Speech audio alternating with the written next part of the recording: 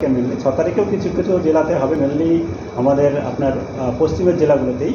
তখন আমাদের বে অফ বেঙ্গল থেকে মানে বঙ্গোপসাগর এলাকা থেকে ময়েশ্চার ইনকারশন থাকবে, সঙ্গে সঙ্গে কোনো একটা ট্রাক লাইন বা সাইক্লোনিক সার্কুলেশন ডেভেলপ হতে পারে ঝাড়খণ্ড বিহার এরিয়াতে, সেখান থেকে আমাদের উড়িষ্যা কোস্ট আর অন্ধ্রপ্রদেশ কোস্ট পর্যন্ত, যেটা আমাদের নর্থ সাউথ আমাদের উইন্ডিজ কান্ট্রি তৈরি হয় লোয়ার লেভেলের ট্রাক লাইন, সেটা হওয়ার সম্ভাবনা আছে। তার বেঙ্গলের প্রতিদিনই আপনার 1-2 জায়গা করে বৃষ্টি হতে পারে, তবে এটা আরও দু তিন দিনের মধ্যে গ্র্যাজুয়ালি বাড়তে থাকবে।